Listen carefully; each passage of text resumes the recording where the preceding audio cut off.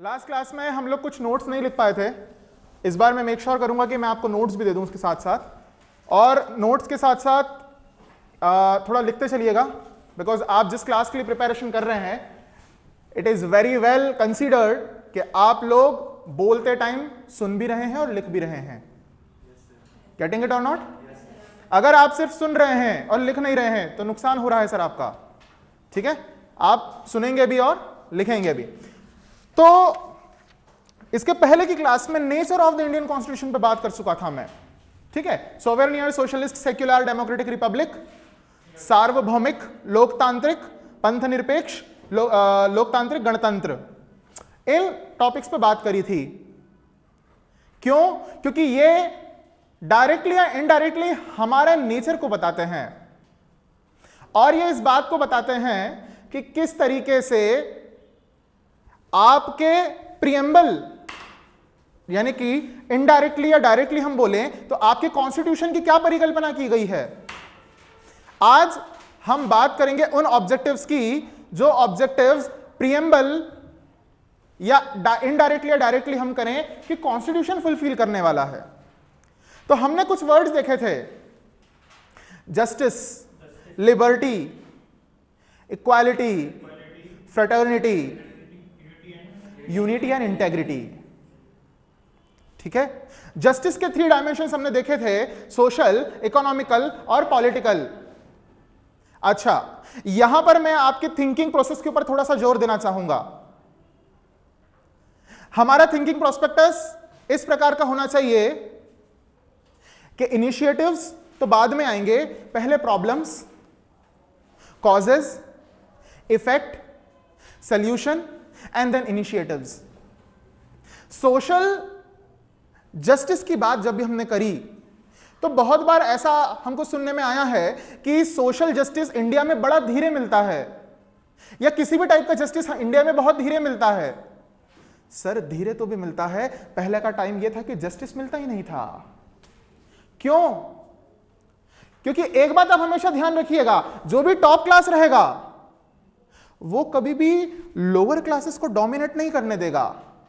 अगर आप रिवॉल्यूशन की ओर बात करेंगे, अगर आप फ्रेंच रिवॉल्यूशन की ओर देखेंगे, अगर आप अमेरिकन रिवॉल्यूशन की ओर देखेंगे, रशियन रिवॉल्यूशन की ओर देखेंगे, आप एक बात हमेशा पाएंगे कि जो टॉप क्लास होता है, जो कैपिटलिस्ट होते हैं, उन्होंने मिडिलमैन को कभी ऊपर नहीं आने दिया।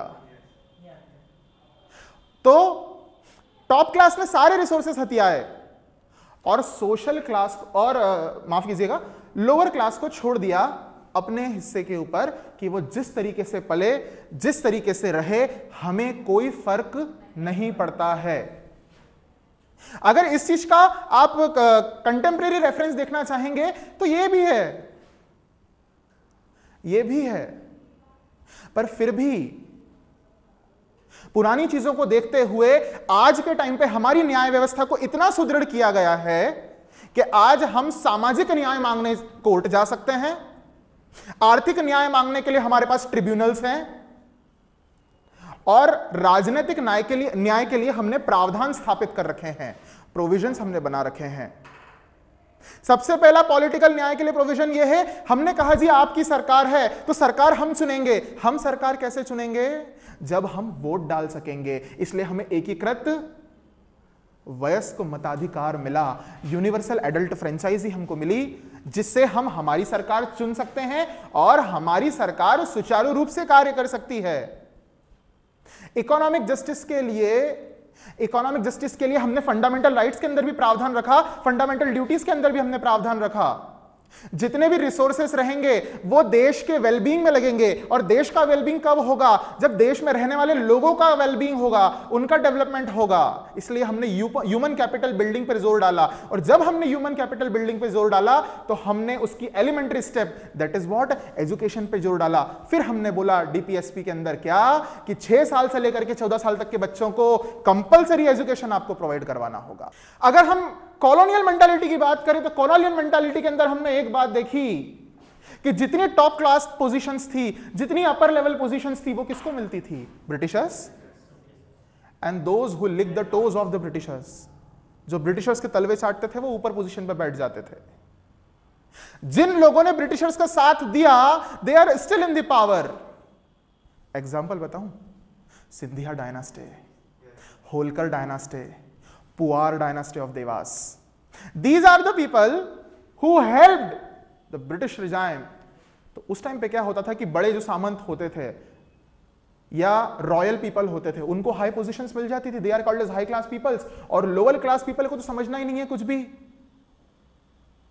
अगर आज के टाइम पे हम अभी भी अगर कॉलोनियल मेंटालिटी के अंदर जी रहे होते तो हम एक बात को अभी भी नोटिस करते कि अभी भी आप लोगों को सिविल सर्विसेज प्रिपेयर करने का कोई अधिकार नहीं था, क्योंकि सिविल सर्विसेज की बड़ी बड़ी जितनी की पोजीशंस होती थी वो सारी ब्रिटिशर्स को मिलती थी और ब्रिटिश से आए, इंग्लैंड से आए ऑफिसर्स को मिलती थी। आपको क्या अपॉर्चुनिटी दी गई? Elimination of discrimination on the basis of caste, creed, religion, race, place of birth and sex. आपने कहा जी मैं पुरुष हूं, मैं आईपीएस हो सकता हूं, कॉन्स्टिट्यूशन ने कहा नहीं, कोई भी आईपीएस हो सकता है। ठीक है। इकोनॉमिकल जस्टिस को जब हमने लाने की बात करी तो बहुत जगह ऐसा होता था, घर में कमाने वाला एक व्यक्ति है और खाने वाले 10 व्यक्ति है, 15 व्यक्ति है, 12 व्यक्ति है, अलग अलग रीजन के हिसाब से अलग अलग व्यक्ति है। ऐसे लोग अगर रहेंगे तो घर का चलेगा कैसे? कमाने वाला एक व्यक्ति लेके आ रहा है 200 रुपए, मान लेते हैं 200 रुपए से कितना अन्न खरीदोगे? 10 दिन चल जाए, 15 दिन चल जाए, उसके बाद क्या? ऐसी चीजों को एलिमिनेट करने के लिए सरकार ने नरेगा जैसी स्कीम्स लेके आई, मनरेगा जैसी स्कीम्स लेके आई और एश्योर करा आपको क्या? 100 दिन का रोजगार मिलेगा। अंत्योदय योजना लेके आई जिसके तहत गेहूं और चावल मार्केट की कम कीमतों से आपको अवेलेबल कराया जा रहा। ये सब क्या है? दीज आर द इनिशिएटिव्स जो सोशल, इकोनॉमिकल और पॉलिटिकल जस्टिस को आपके सामने चरितार्थ करते हैं, कैरेक्टराइज करते हैं। नरेगा वाला स्कीम, ठीक है। नरेगा स्कीम, नरेगा तो एक्ट बना हुआ है बेसिकली 2005 में, ठीक है। मनरेगा इज ए स्कीम जिसके अंदर 100 दिन का रोजगार मिलेगा काम करने वाले व्यक्ति को, और इन केस अगर 100 दिन का रोजगार नहीं मिल पाता है तो आपको मिलेगा बेरोजगारी भत्ता, ठीक है। यह बेरोजगारी भत्ता आपको तब तक मिलेगा, उसका एक लिमिट स्केड्यूल्ड है, ठीक है, वो चीज तब तक मिलेगी। पर इसके अलावा यह ऐसा नहीं है कि परिवार के एक व्यक्ति को मिल गया तो दूसरे व्यक्ति को नहीं मिलेगा। आज परिवार का यह व्यक्ति गया है, कल दूसरा व्यक्ति जाकर भी काम ले सकता है और 100 दिन का रोजगार सरकार से प्राप्त कर सकता है। इस तरह की और स्कीम्स लाई जा रही है। अब इस तरह की स्कीमें डेवलप हो और लोगों तक भोजन पहुंचे, इसके लिए केंद्र सरकार ने पूरी सेंट्रल मशीनरी खड़ी कर रखी है। फूड कॉर्पोरेशन ऑफ इंडिया, जिसके पास खाद्यान्न का भंडार रहता है। इस फूड कॉर्पोरेशन और इंडिया के दम पे ही पिछले साल मोदी जी ने बोला था खाने की कोई टेंशन नहीं है, सारी व्यवस्था हमने कर रखी है। अब खाद्यान्न तो पूरा एफसीआई में रखा हुआ है और रिहायशी इलाकों में लोग रहते हैं, तो यहां तक कैसे पहुंचेगा सामान? राशन की दुकानों पे ठीक है, मेरी पास तो इतनी कैपेसिटी नहीं है कि मैं राशन की दुकानों पर चले जाऊं। तो सरकार ने बोला टेंशन नहीं लेने का, हमारे पास पीडीएस सिस्टम है, पब्लिक डिस्ट्रीब्यूशन सिस्टम। कंट्रोल की दुकानें खोल दी गई है जी, और कंट्रोल की दुकान पे वाइल्ड स्टोन की साबुन नहीं मिलेगी। कंट्रोल की दुकान पे वो चीज मिलेगी जो इंसान को जीने के लिए जरूरी है, जो इंसान को जीने के लिए जरूरी है। सर, इंसान को जीने के लिए जो जरूरी चीज है वो मिलेगी। यहां से एक चीज और कनेक्ट करेंगे आप, क्या? कि कल हमने एक नेचर की बात करी थी, सोशलिज्म, डेमोक्रेटिक सोशलिज्म, इकोनॉमिक चीजों का। यहां पर भी वो चीज आकर के कनेक्ट होती है कि डेमोक्रेटिक सोशलिज्म डायरेक्टली या इनडायरेक्टली इकोनॉमिक जस्टिस को इंपावर करता है, उठाता है। क्या यहां तक बात क्लियर है? अगर मैं आपसे पूछूं कि लिबर्टी क्या है, तो कुछ लोग बोलेंगे सर आजादी है। आजादी है तो बम ला करके उड़ा दो शहरों को। लिबर्टी शब्द बहुत अच्छे रेफरेंस में यूज किया जाता है, जहां पर आजादी यूज कर सकते हैं sir. As far as Hindi medium references concern, आप आजादी का यूज कर सकते हैं। आजादी की जगह पर सर स्वतंत्रता का यूज करें तो ज्यादा बेटर रहेगा। स्वतंत्रता एक ऐसी अभिव्यक्ति जिससे न सिर्फ आपका भला हो बल्कि आपके आसपास वालों का भला हो और उन सबसे सामूहिक रूप से देश का भला हो, ऐसी स्वतंत्रताएं दी गई है। ऐसी स्वतंत्रताओं के ऊपर पाबंदी नहीं है। कल को आप घन लेके पहुंच जाओ कि राजवाड़ा तोड़ दूंगा मैं, तो ऐसी आजादियां नहीं है। ठीक है, इस लिबर्टी को रेफरेंस करने के लिए मैं आपको सीधे ले चलता हूं फंडामेंटल राइट्स के आर्टिकल नंबर 19, जिसके अंदर आपको कई जगहों पर रेफरेंस मिलेगा।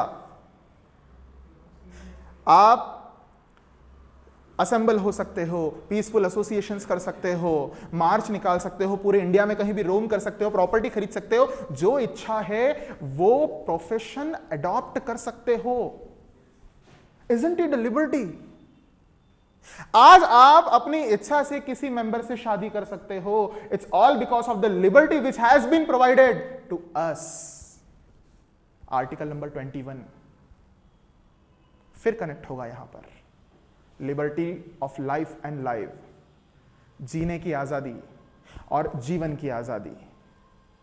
मैं जिस चाहूं उस स्कूल में पढ़ सकता हूं, मैं जिस चाहूं उस जगह से शॉपिंग कर सकता हूं, मैं अपनी कंसाइंस का सुन करके अपने निर्णय स्वयं ले सकता हूं।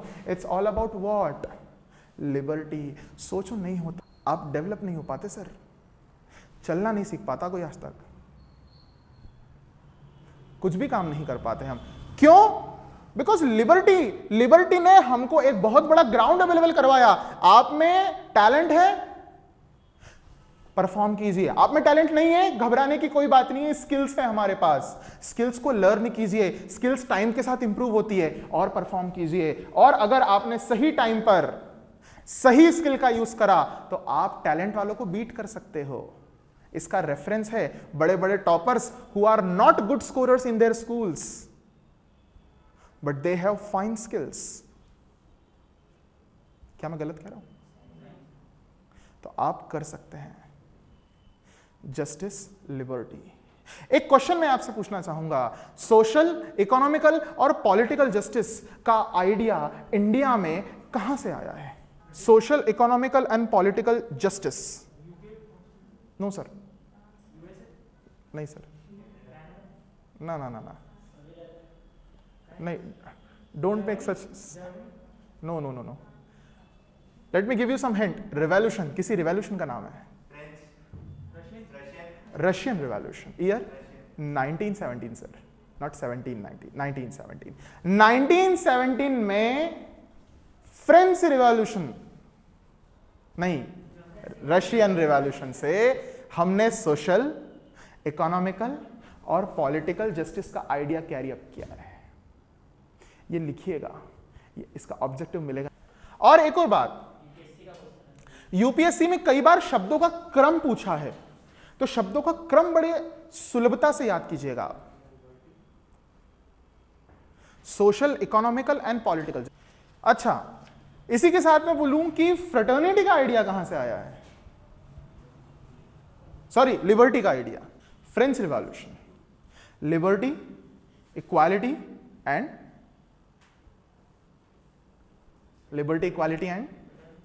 फ्रेटर्निटी। लिबर्टी, इक्वालिटी और फ्रेटर्निटी, इसका आइडिया लिया गया है फ्रेंच रिवॉल्यूशन से। 1789 से 1799, 1789 से 1799। बात करते हैं इक्वालिटी यानी कि समानता। शब्द सुनने में बड़ा अच्छा लगता है पर मायनों में उतना ही गहरा है।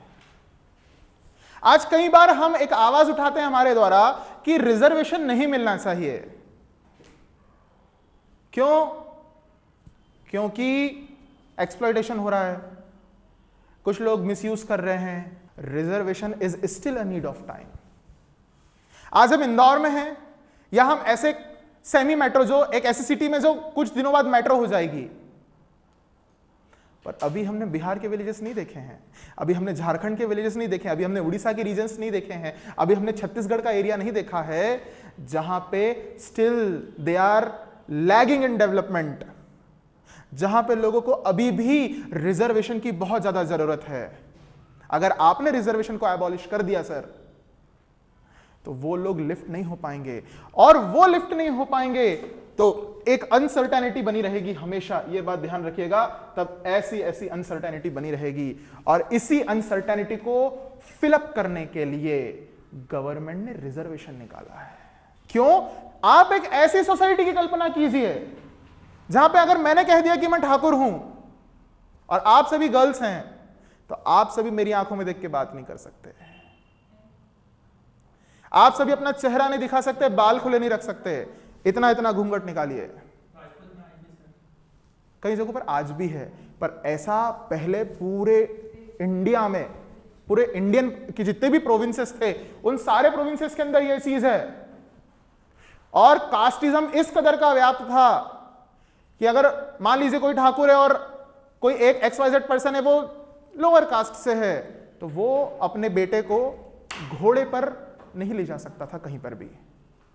ऐसे टाइम पे अगर आप इस बात की जी,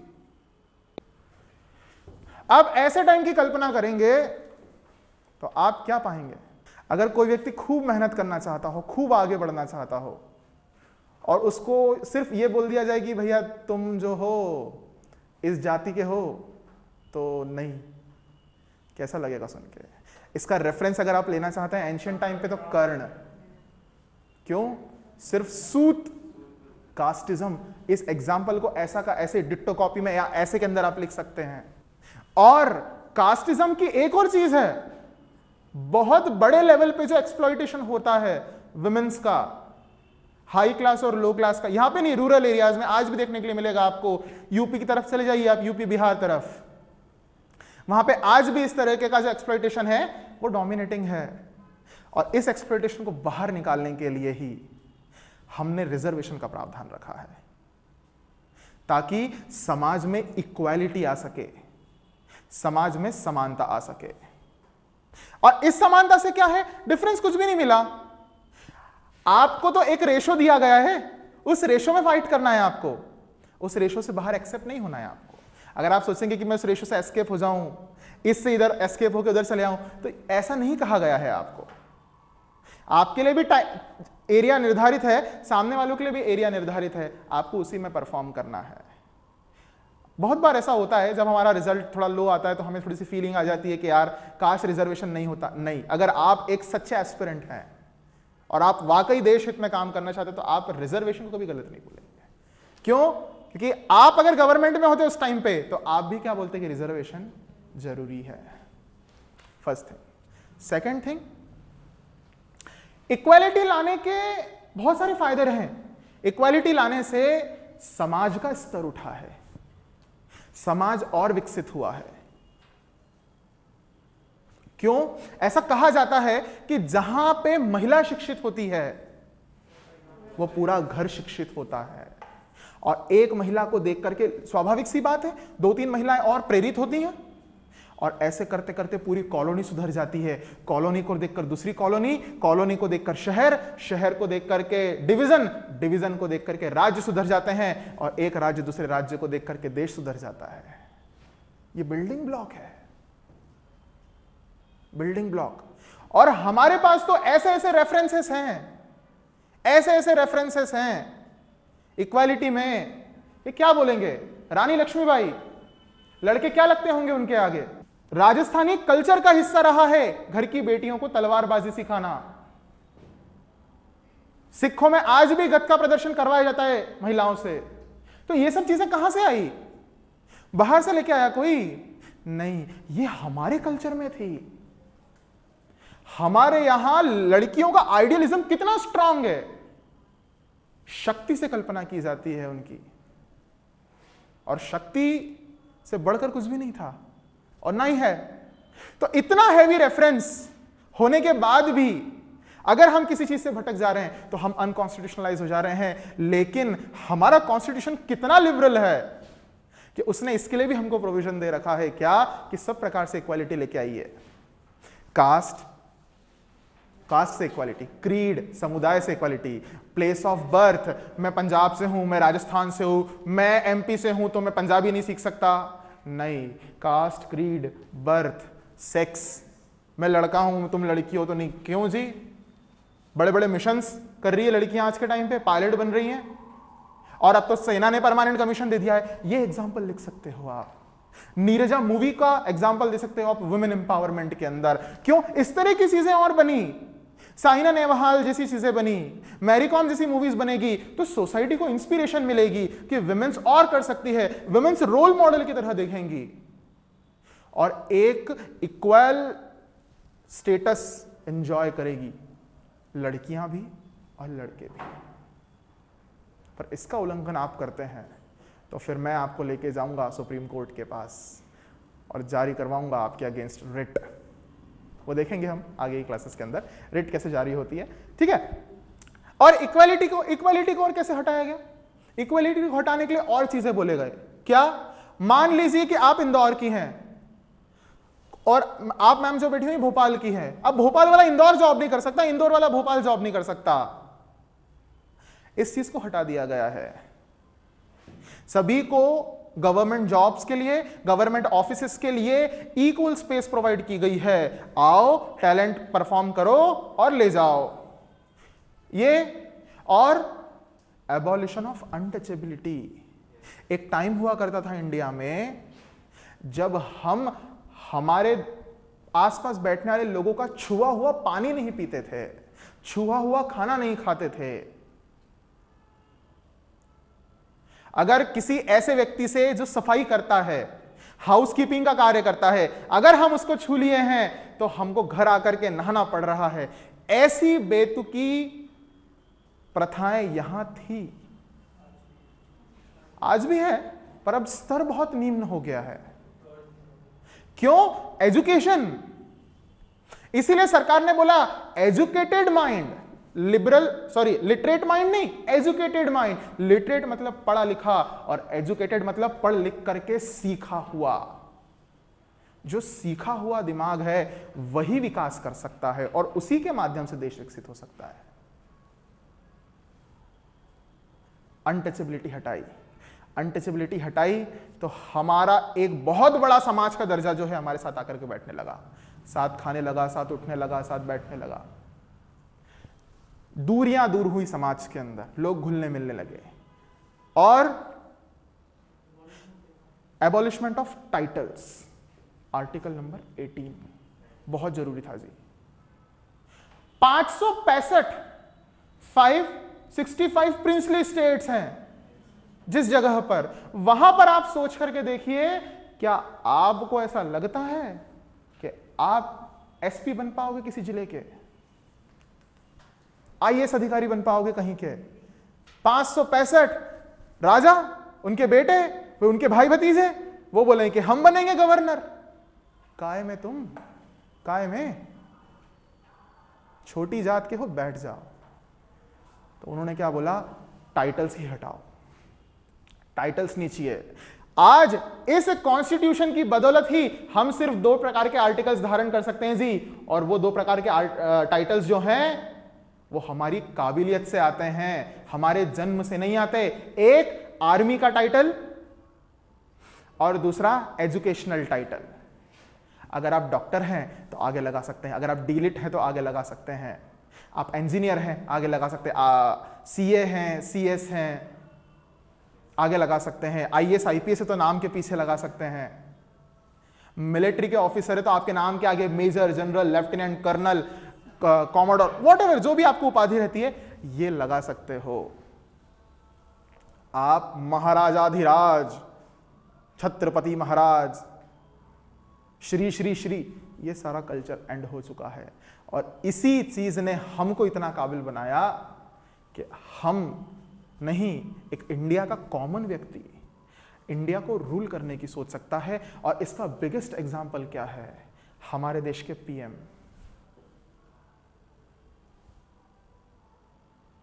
जो आदमी एक बार चाय बेच सकता है वो पीएम बन सकता है, तो कुछ भी हो सकता है। आप सभी आईएएस बन सकते हैं, पर करना पड़ेगा, ठीक है। इक्वालिटी हुआ, और इसके साथ साथ ये तो इंडिविजुअल लेवल पे बताया गया है, स्टेट्स भी इस बात को फॉलो कर सके, इसलिए डीपीएसपी में बहुत सारे सोशलिस्टिक प्रिंसिपल्स दिए हैं, बहुत सारे गांधीयन प्रिंसिपल्स दिए हैं। ग्राम पंचायत स्टैब्लिशमेंट हो ताकि गांव के अंदर इक्वालिटी हो। इस तरह के बहुत सारे प्रोविजंस बनाए हैं जिससे क्या होगा, जिससे आप इक्वालिटी को प्रॉपरली फाउंडेशंस में स्टैब्लिश कर पाएंगे। नेक्स्ट वर्ड आता है फ्रेटर्निटी, जिसे हिंदी में कहा बंधुत्व। एक ऐसे देश की परिकल्पना कीजिए जिसमें हर थोड़े टाइम बाद कहीं ना कहीं दंगे हो जाते हैं, जिसमें कोई सेंट्रल लीडरशिप का एब्सेंस है, जिसके अंदर वननेस की भावना नहीं है। जब मैंने आपसे पूछा था कि हमारे देश का पंथ क्या है, तो एक बार की सबकी जुबान पे आता है कि सर वी आर हिंदू, और उसके पहले हम ह्यूमंस हैं। यह हमारी व्यक्तिगत भावना है कि हमें हिंदू है, मुस्लिम है, सिख, ईसाई, Jain, Parsi, Christian, Zoroastrian, whatever, पर इंटरनली आप क्या है? आप इंडियन हैं, और उससे पहले आप एक ह्यूमन हैं। सोचो, इंडिया का सेक्युलर फैब्रिक हटा दिया जाए, इंडिया को पोलराइज्ड कर दिया जाए, इंडिया को बायस कर दिया जाए।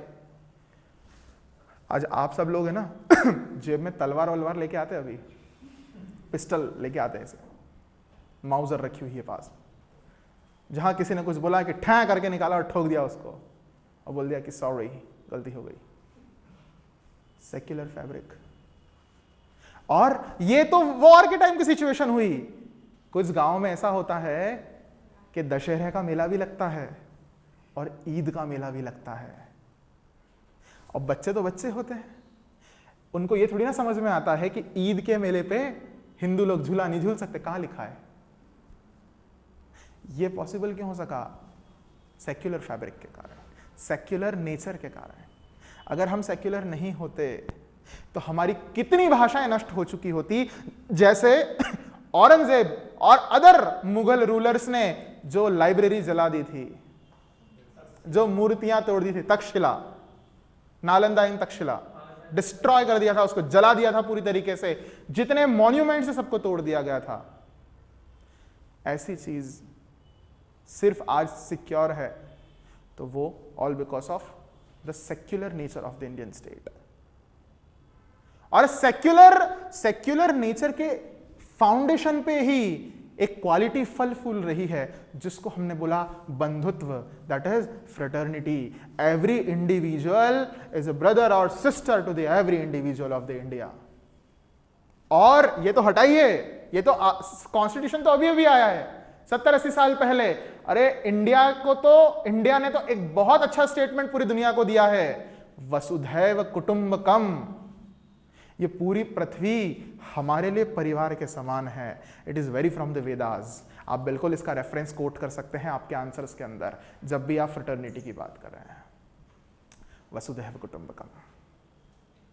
और इसी फ्रेटर्निटी के बेसिस पे हमने आर्टिकल 19 का पॉइंट नंबर 5 प्रूव किया, क्या? कि इंडिया में कोई भी व्यक्ति पर भी रह सकता है, कोई भी प्रोफेशन लगा सकता है।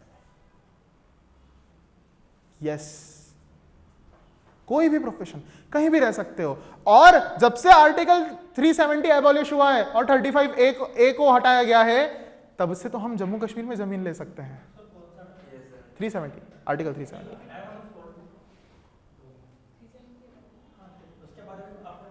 35A स्पेशल स्टेटस उसका हटा दिया गया है। पहले 2019 तक के जम्मू कश्मीर का अपना कॉन्स्टिट्यूशन हुआ करता था, अब उसको बोल दिया कि नहीं, you are a dominion of India. No, you are annexed in India. आप भी इंडिया के पार्ट हैं। आपका स्टेटस स्टेट से हटा के यूटी कर दिया जाता है, और फॉर एडमिनिस्ट्रेटिव ईज आपके 2 हिस्से कर दिए जाते हैं। One is Jammu Kashmir, second is Ladakh. Administrative ease के लिए 2 पार्ट कर दिए जाते हैं, और टोटल इंडियन डोमिनेंस। हालांकि जैसी पीस हमारे राज्यों में कायम है, ऐसा कायम होने में भी जम्मू कश्मीर में काफी वक्त लगेगा, क्योंकि हम बहुत हद तक डेवलप्ड हैं as compare to Jammu Kashmir and other states. पर आज वो भी चीज पॉसिबल हुई, चीजें होती है, करना पड़ता है।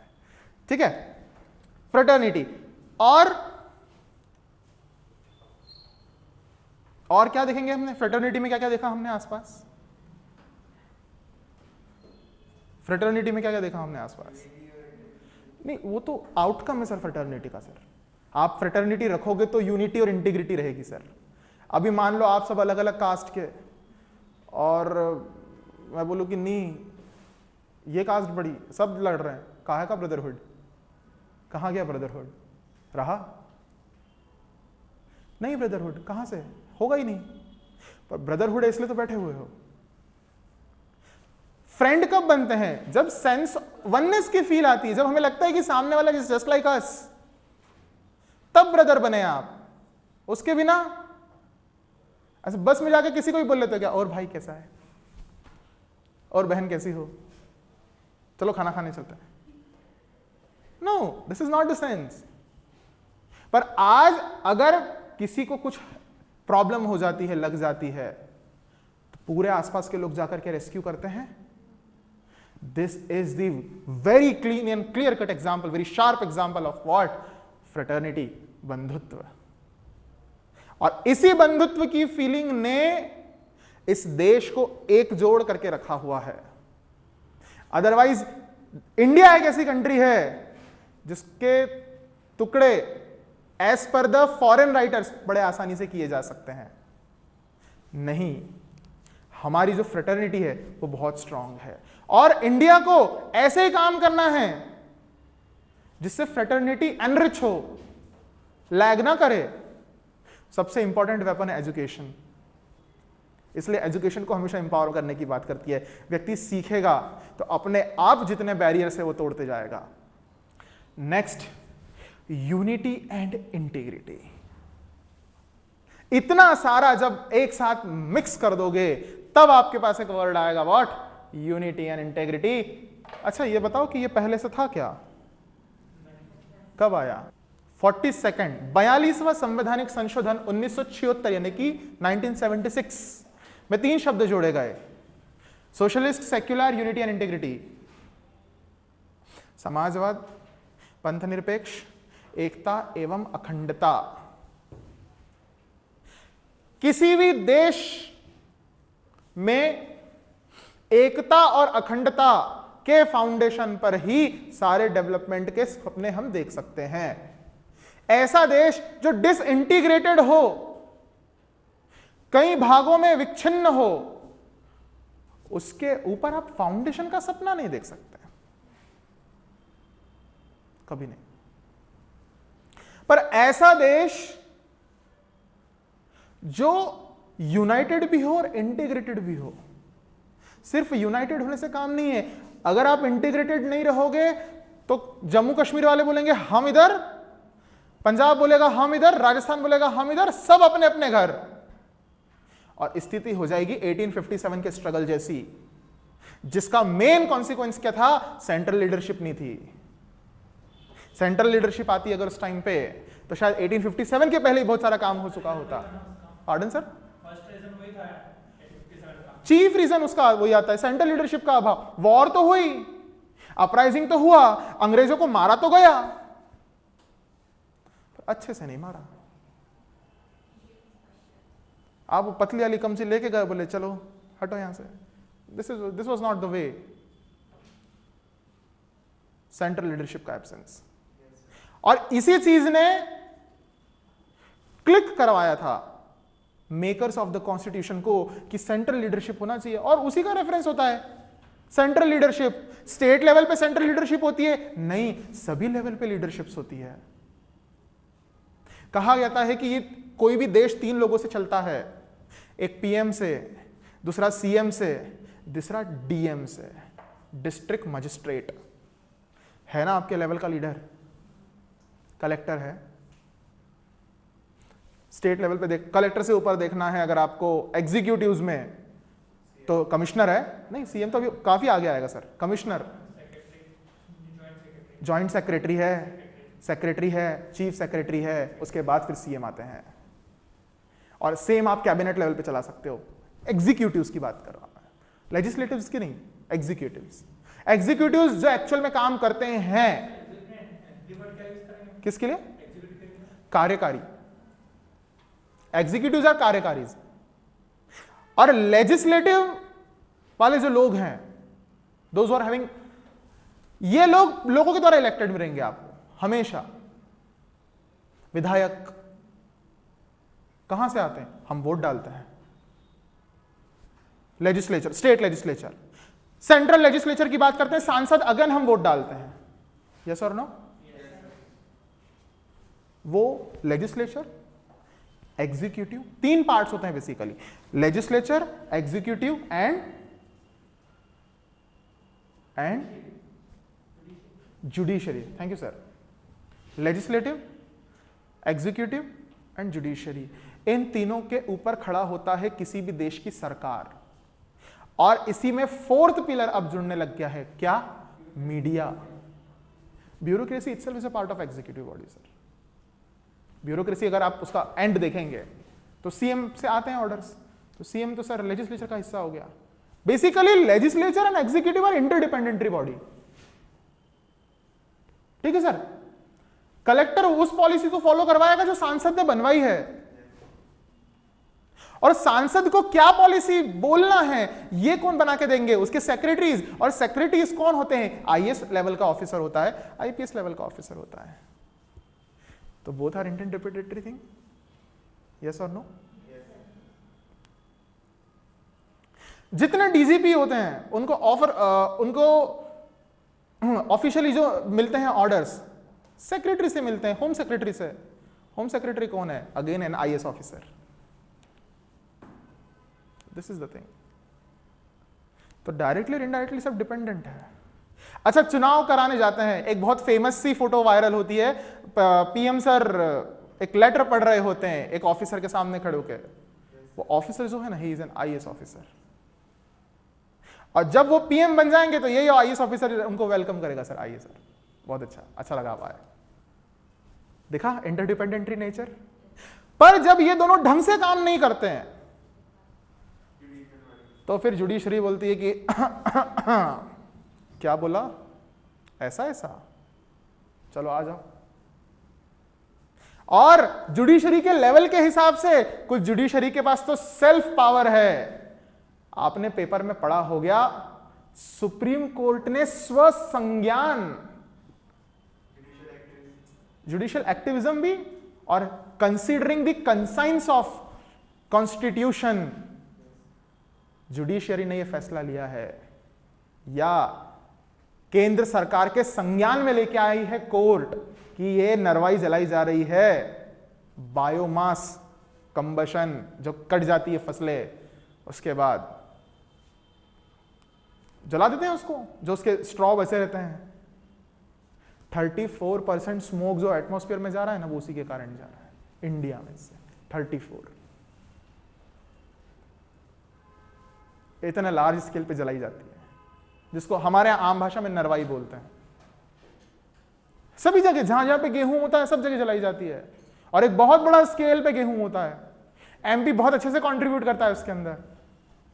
और metro cities just like Indore, Bhopal, Jabalpur, Gwalior, Delhi, Kolkata, यहां पे कारें कितनी हैं, एफ्लुएंट कितना है, ये भी कंट्रीब्यूट करते हैं। इस तरह की चीजें अगर चलती रही तो हमको खतरा है।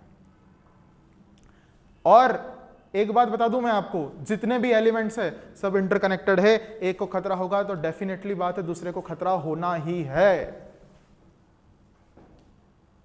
अब इतनी चीजें हो जाती है, फिर कुछ लोग बोलते हैं कि प्रीएम्बल कॉन्स्टिट्यूशन का पार्ट है। प्रीएम्बल कॉन्स्टिट्यूशन का पार्ट नहीं है। बड़े झगड़े होते हैं इसके ऊपर, बहुत भयंकर। ऐसे एक झगड़ा होता है जिस झगड़े का नाम है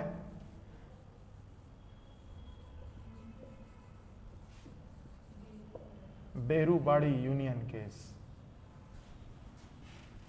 1960। और इस बेरूबाड़ी यूनियन केस के अंदर the honourable supreme court of India justify करती है कि preamble is not a part of Indian constitution. लिखिए इस स्टेटमेंट को, preamble is not a part of Indian constitution. Indian constitution प्रस्ताविका भारतीय संविधान का हिस्सा नहीं है। रीजन क्या दिया गया इसके पीछे कि संविधान की जो टर्मिनोलॉजीज हैं वो बड़ी एम्बिगस है। एम्बिगस मतलब उनके कई अर्थ निकलते हैं, आप एक अर्थ पे सीमित नहीं कर सकते उसको, कई अर्थ निकलते हैं उसके। इसीलिए जिसने जैसा चाहा उसके शब्दों को अपने हिसाब से मोल्ड कर लिया। इससे देश को नुकसान हो सकता है, देश के पूरे तंत्र को नुकसान हो सकता है। सुप्रीम कोर्ट ने क्लियर बोल दिया कि प्रीएम्बल संविधान का हिस्सा नहीं है। इस केस के नाम को अंडरलाइन कीजिएगा और इस स्टेटमेंट को अंडरलाइन कीजिएगा कि preamble is not a part of constitution. Berubari union case 1960, याद रखिएगा। केस में क्या हुआ ये हमको जानना नेसेसरी नहीं है, बिकॉज हम लॉ फॉर्म के लिए प्रिपरेशन नहीं कर रहे। सर एक प्लेस है पाकिस्तान की, उससे कंसर्न में कुछ बात थी, तो उन्होंने रेफरेंस जो लगाया हुआ था वो प्रीएम्बल का लगाया हुआ था, और प्रीएम्बल का रेफरेंस दोनों पार्टीज ने अलग अलग लगाया था। इसी से वहां पे एक एम्बिग्यूटी क्रिएट हुई वर्ड्स की, कि आप बोल रहे हो इस वर्ड का मतलब ऐसा और आप बोल रहे हो इस वर्ड का मतलब ऐसा, तो ये रेफरेंस जो है ये पक्का रेफरेंस नहीं है। लेकिन 13 साल बाद एक और केस में रेफरेंस लिया जाता है, and that is what? Kesavananda Bharati versus state of Kerala. 1973 amendment से पहले की बात है ये। 1976 में अमेंडमेंट हुआ, 42वां संवैधानिक संशोधन, जिसको हमने मिनी कॉन्स्टिट्यूशन बोला। क्या बोला? Mini constitution. किसको? 42nd कॉन्स्टिट्यूशनल अमेंडमेंट एक्ट, 42वें संवैधानिक संशोधन को हमने क्या बोला? मिनी कॉन्स्टिट्यूशन है। मिनी कॉन्स्टिट्यूशन मतलब लघु कॉन्स्टिट्यूशन। इतने अमेंडमेंट्स है, बहुत सारे। Kesavananda Bharati versus state of Kerala के अंदर सुप्रीम कोर्ट अपने इसके पहले वाले जजमेंट को बिल्कुल अपोजिट पलट देता है, और सुप्रीम कोर्ट कहता है preamble is a part of constitution. Yes, 1973 Kesavananda Bharati versus state of Kerala case. 1973 के अंदर सुप्रीम कोर्ट ये जजमेंट देते हैं कि preamble is a part of constitution, hence can be amended by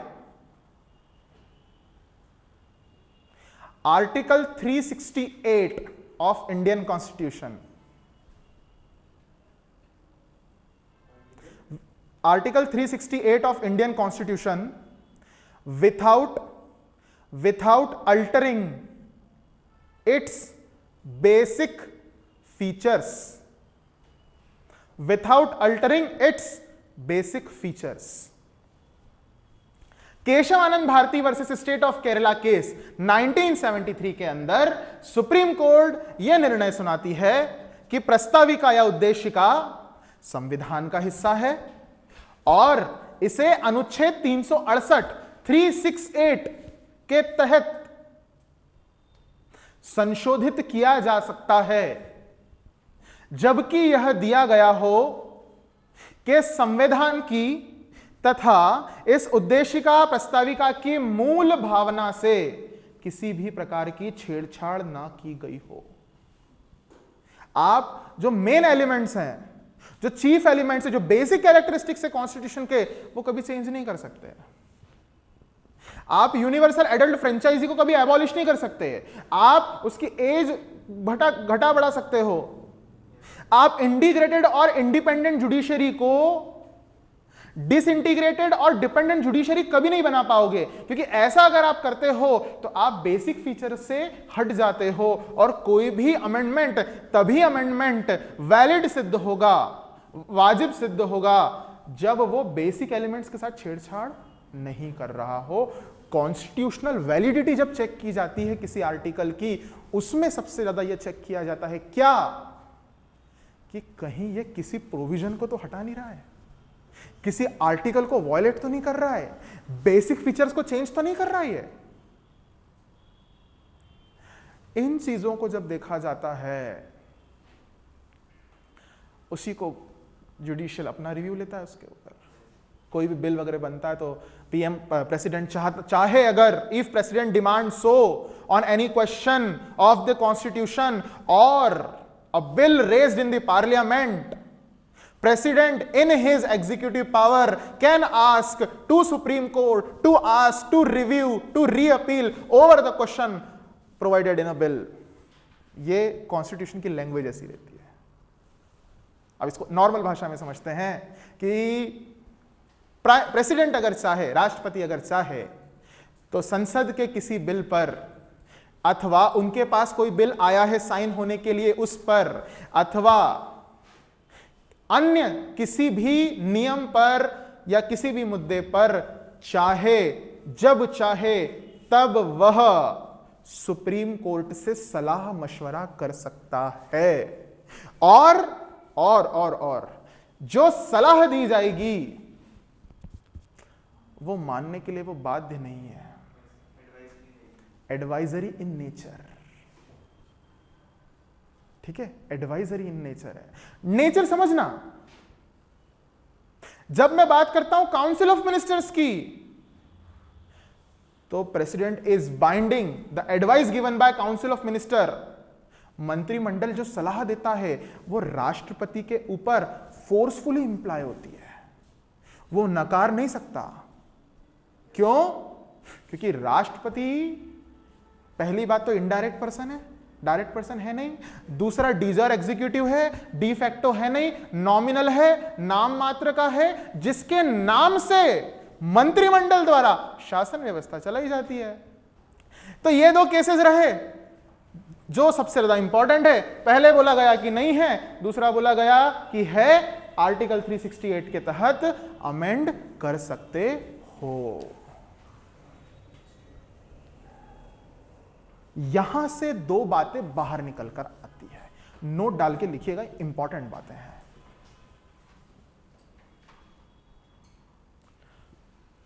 पहले इंग्लिश में बोल रहा हूं, फिर हिंदी में बोलूंगा। The preamble is neither source of power, is neither a source of power nor prohibition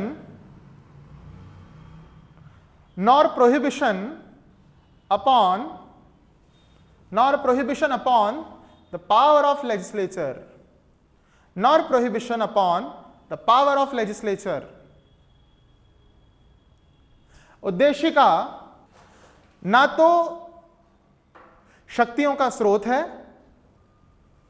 और ना ही शक्तियों का खंडन करती है, और न ही शक्तियों का खंडन करती है। ब्रैकेट में लिख लीजिएगा विधायिका के लिए, ब्रैकेट में लिख लीजिएगा विधायिका के लिए। दूसरा बिंदु लिखेंगे, it is non justiciable in nature, it is non-justicable in nature, that is it is non-enforceable in the court, it is non-enforceable। दूसरा बिंदु, प्रस्ताविका या उद्देशिका को किसी भी मामले में या किसी न्यायिक प्रक्रिया में कोर्ट में सिद्ध नहीं किया जा सकता, कोर्ट में सिद्ध नहीं किया जा सकता। प्रस्ताविका या उद्देशिका को किसी भी न्यायिक मामले या न्यायिक प्रक्रिया में न्यायालय में सिद्ध नहीं किया जा सकता, प्रूव नहीं कर सकते आप। मतलब आप इसको लेकर के नहीं बोल सकते कि देखो प्रियम्बल में लिखा है तो ऐसा कर दो, ठीक है। यहां से उन्होंने ये चीज एलिमिनेट कर दी कि फ्यूचर में कोई प्रियम्बल को लेकर ना पहुंच जाए कोर्ट में कि देखो प्रियम्बल में तो ऐसा लिखा है, आप तो ऐसा बोल रहे हो, कंट्राडिक्शन आ गया। Got it? चलिए, अब मैं आपसे एक सवाल पूछता हूं, मुझे बताइए कि संविधान के अंदर जो उद्देशिका दी हुई है, कॉन्स्टिट्यूशन के अंदर जो प्रियम्बल यानी कि उद्देशिका या प्रस्ताविका दी हुई है, इसको कितने बार संशोधित यानी कि अमेंड किया गया है।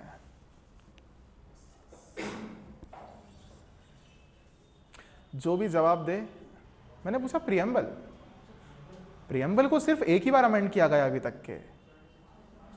42वां संवैधानिक संशोधन 1976, 42nd कॉन्स्टिट्यूशनल अमेंडमेंट एक्ट 1976 में ही जी एक ही बार हुआ है, दूसरी बार नहीं हुआ है। ठीक है। अब एक चीज,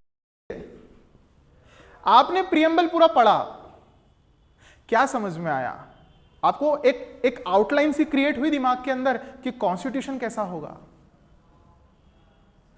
हाँ या ना? एक आउटलाइन क्रिएट होती है, एक रेखा चित्र सा तैयार होता है हमारे मस्तिष्क में कि किस तरह का संविधान होगा, क्या क्या प्रावधान होंगे। अगर पूरे संविधान को निचोड़ा जाए तो उसमें से एक एसेंस निकलता है। उस एसेंस को क्या कहते हैं? प्रियम्बल, उद्देशिका। इसीलिए प्रियम्बल को कई जगहों पर एसेंस ऑफ कॉन्स्टिट्यूशन बोला गया है। Essence of constitution, essence of constitution. मैं ऐसा मान सकता हूं आप सभी के पास ड्राइविंग लाइसेंस होगा, घर पे बना हुआ, कभी भी? अभी नहीं है, घर पे है, कभी भी है ड्राइविंग लाइसेंस या कोई भी आई कार्ड आपका बना होगा। अच्छा, आई कार्ड से सब कुछ पता लगाया जा सकता है पर्टिकुलर चीज के बारे में?